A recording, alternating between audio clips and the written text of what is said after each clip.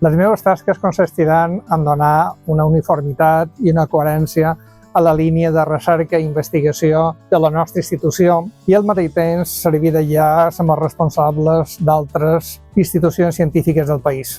Finalment, intentaré dur a terme la projecció del pla de col·leccions que recentment s'ha aprovat per part de la Fundació.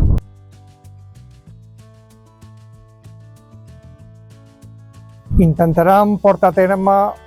una ciència que arribi als llocs més diversos del món, és a dir, una ciència més global i no local i provocar que hi hagi sinergies amb altres estaments del país i de l'Estat i fins i tot en centres de recerca estrangers a fi de dotar Mari Murtra d'una singularitat científica que mereix per la trajectòria i per la seva història.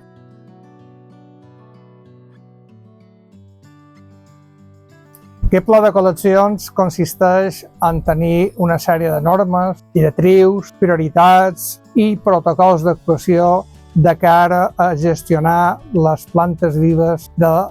l'espai de Mari Murtra que es troba enjardinat, és a dir, totes aquelles plantes que enriqueixen la diversitat no sols per la ciència sinó també pels visitants.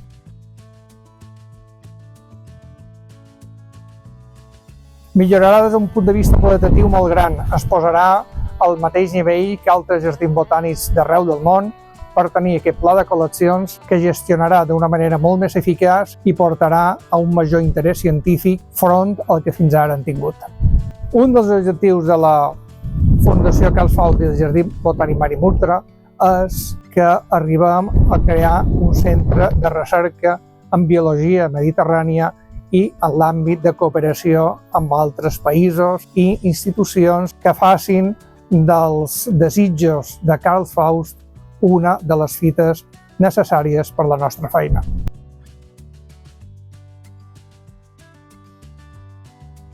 Prioritzam que les espècies tinguin traçabilitat, que les plantes tinguin, la major part d'elles, una història de conservació, d'interès i que al mateix temps puguin ser objecte d'una exhibició i d'una atracció del seu valor ornamental que ajunti tots els valors que formen part de les col·leccions de la nostra planta viva. Estic molt content i molt agraït de formar part de nou d'aquest projecte i de la institució.